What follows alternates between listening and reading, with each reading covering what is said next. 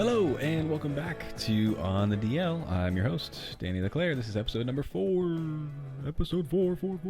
I need like a soundboard, like episode 4. Maybe we could do that for every 100 episodes. So episode 100. God, I used to watch. This is so embarrassing, but I'm just gonna come out right out and say it. I used to watch these like YouTube highlight montages of people playing video games back in like, this would have been like 2008, I think 2008, 2010, and the edits were always like, I mean, looking back on it now, it's like the cheesiest, like everybody just had these rank-a-dank intros. It was all about the intro. Like, your intro had to look cool. I don't know. Do you remember like MLG, Major League Gaming? That was that was like, oh, bro, he's in MLG. He's FaZe Clan. What's up? Oh God, I spent an absurd amount of time watching those videos, and now I'm here still talking about them. Anyway, welcome back. I'm still trying to figure out a theme for the show, and seeing as it is the On the DL podcast, I thought maybe it'd be kind of cool to talk about some things. I guess that is the theme, is, things that are, not really necessarily mainstream media at the moment, or like developing stories, I guess. But as soon as I talk about them, then they're no longer on the DL. So it kind of is like ironic, I guess, if that's what I'm going for. I don't know what I want. But what I do want is for you to keep listening to these episodes. Hey, that sounds weird. Is that how you do marketing? I don't know.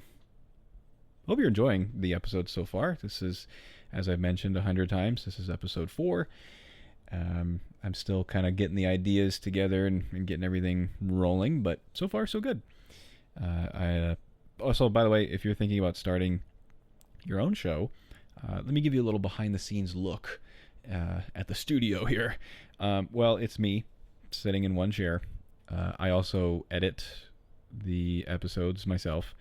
My equipment, I'm holding a microphone in my hand, which the microphone that I'm using isn't even a podcasting microphone. It's not even a microphone that you would typically use for recording like this.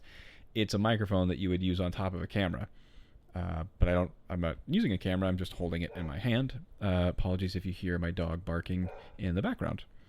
Also, she's a part of the studio too. She helps write and direct and keep me on track, that kind of stuff. So the microphone is plugged into a field recorder. These are like things you would see like a journalist or whoever. It has like 2 little microphones. It has a like an input that this mic is connected into. As soon as I'm done doing the episodes, I take it out, take the SD card out, put that in the computer. I edit, and then that's it. And I just do that, like, in a row. Just record, edit, record, edit, record.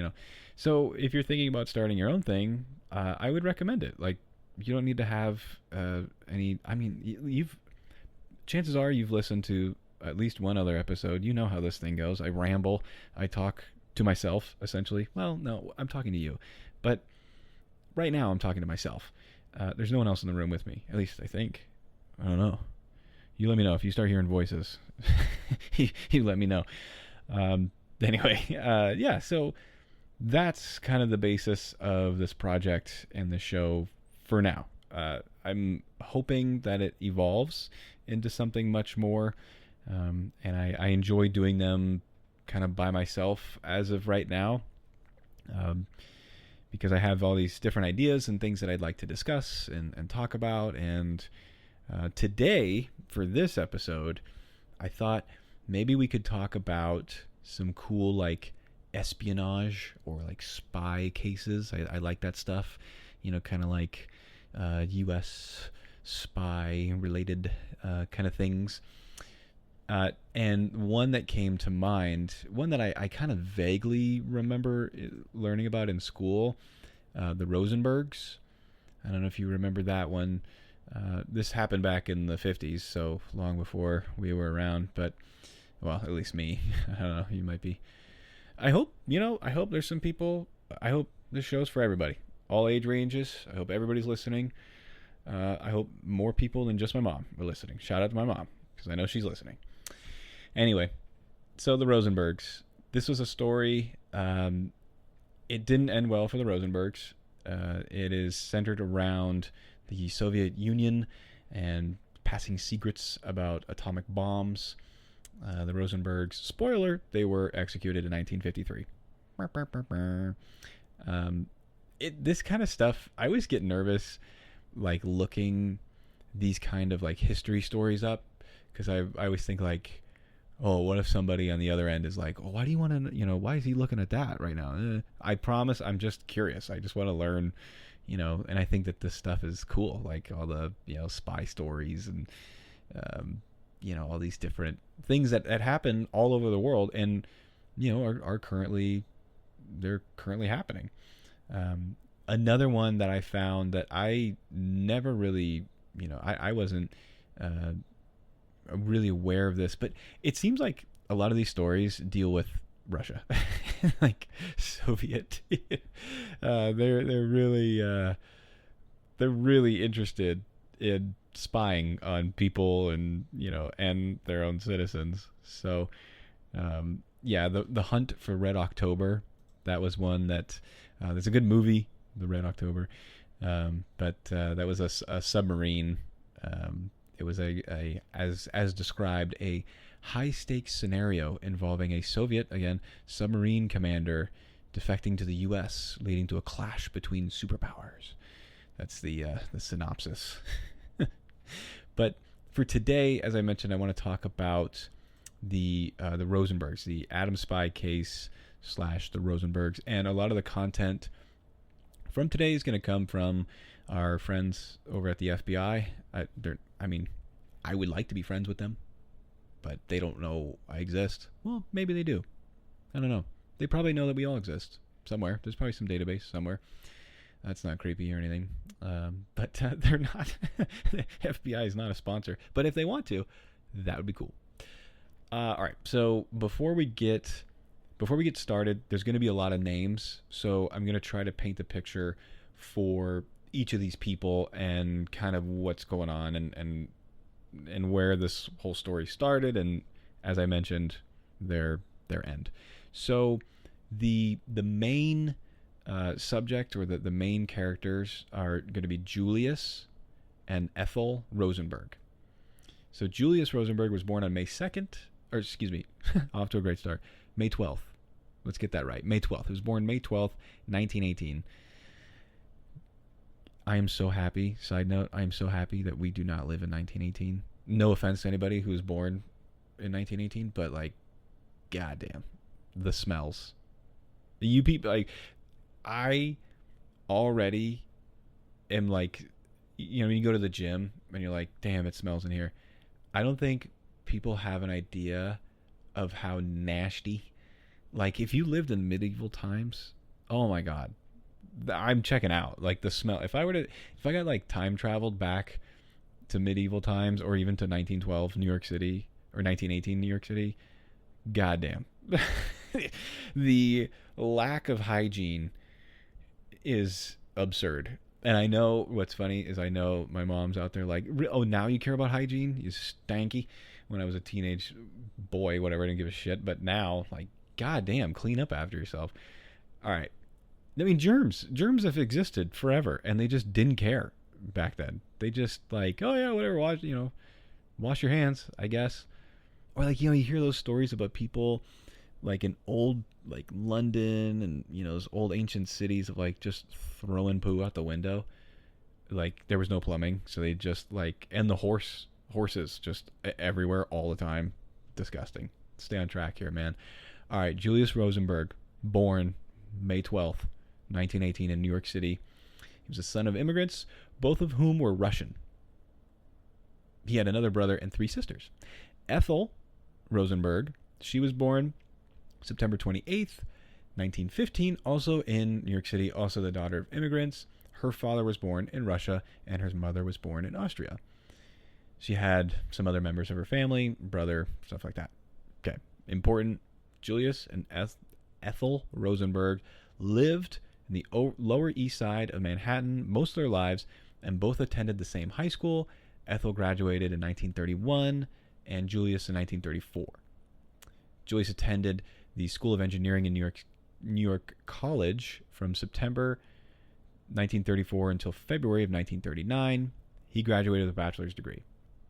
So Julius, he's attending classes and getting degrees in New York City, all while Ethel's family, Ethel's parents, they didn't really like Julius. The two, they had known about each other, they went to the same high school, and Ethel's parents, they did not really like Julius for whatever reasons. Now, Ethel and her two younger brothers, Bernard and David, they occupied an apartment a floor above from their parents. So Julius would visit Ethel frequently at the upstairs apartment. Now, here's where things get a little bit interesting. This upstairs apartment was littered with copies of Communist Party literature from the Daily Worker.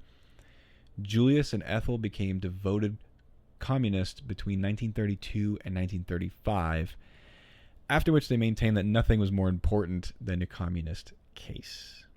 So those are the two kind of main characters that are involved in this. Julius Rosenberg and Ethel Rosenberg. They kind of grew up together, went to the same high school, lived in New York City, and were involved together for a long time.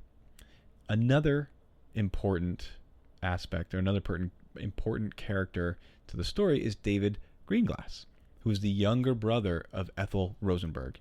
He's born on March 3rd, 1929.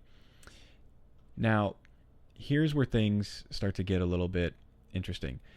Greenglass had become under the influence of his sister when he was about 12 years old. And at the time, his sister Ethel was 19, and that's when her and Julius started to, kind of mingle and do their thing. Remember, Julius and Ethel, they're like communists kind of doing their thing, and now David is being brought into that fold. And eventually it would lead to this whole scheme of them all kind of working together in order to help support the Communist Party. Another important character, Morton Sobel. He was a classmate of Julius, and he graduated from college in 1938 with a degree in electrical engineering. Similar to Julius, they all had mechanical and manufacturing degrees and things of that nature. So Morton Sobel, so far we have Morton Sobel, we have David Greenglass, and we have, of course, Julius Rosenberg and Ethel Rosenberg. Now, let's fast forward a little bit into where the illegal stuff starts to happen, okay? So in 1945, World War II ends, and a new kind of war begins, a Cold War, meaning that no weapons are used or detonated or anything like that. It's mostly just threats and, two countries or multiple countries pointing fingers at each other, saying, if you do this, we'll do that, and if you do that, then we'll do this. Okay, Cold War. The U.S. has just dropped an atomic bomb in Japan, showing off its top secret nuclear project, the Manhattan Project. But within 4 short years, the Soviet Union tests its own atomic bomb, and the world is shocked. How did they catch up so fast? The answer is spies. And the biggest case of them all, Julius and Ethel Rosenberg. Julius Rosenberg was an engineer who once worked for the Army Signal Corps. His wife, Ethel, was a secretary and a singer. Hey, look at that. In 1950, the FBI arrested Julius, claiming he passed atomic secrets to the Soviets. Soon after, Ethel was arrested too, not for spying directly, but for allegedly helping Julius recruit others, including her own brother, David Greenglass. Greenglass, who worked on the Manhattan Project, said he gave bomb information to the Soviets and that Julius and Ethel helped make it happen. Here's where things kind of get a little tricky. So Greenglass, that's the brother, remember Ethel's brother. Greenglass later admitted that he might have lied to protect his own wife and avoid jail time. That's illegal. You can't do that, David. The trial was explosive. No pun intended. Headlines screamed atomic spies. The Rosenbergs pleaded not guilty, but in 1951 they were convicted of conspiracy to commit espionage and sentenced to death. The world watched in disbelief. Were they really guilty or just victims of Cold War propaganda? I don't know. And with a lot of these cases, especially in the 50s and Cold War, we'll pretty much never know the actual, what really happened, because there's not a lot of documents, at least documents that still exist today. Despite many protests, petitions, and appeals, even from famous figures like Albert Einstein and the Pope, the U.S. government held firm, and on June 19, 1953, Julius and Ethel Rosenberg were executed in the electric chair at Sing Sing Prison. That's a real place? Sing Sing Prison? Why is it called Sing Sing Prison? That can't be real. Really? Sing Sing Prison? Oh, yeah. Okay. Yeah, real deal. Maximum security prison. It was constructed by prisoners. That's okay. Well, the more you know. All right, back to Julius and Ethel. So they were executed in the electric chair at Sing Sing Prison. Unfortunately, they left behind 2 young sons and a legacy of doubt, debate, and questions that still linger to this day. So decades later, declassified documents suggest that Julius probably did pass secrets along to the Soviets, but Ethel's involvement is still debated. Was she truly guilty, or was she just guilty by association? Now, what's kind of interesting about this case is, as I mentioned, there's a lot of fear during that time regarding, Soviet Union and are there spies among us? And from all the research that I've done, it seems like, yes, they were working, like Julius and Ethel were, in fact, working with the Soviet Union. However, do I think that, the U.S. government and, like, FBI kind of ran in there quickly? Yeah, maybe, probably. But that's kind of what happened back in those days.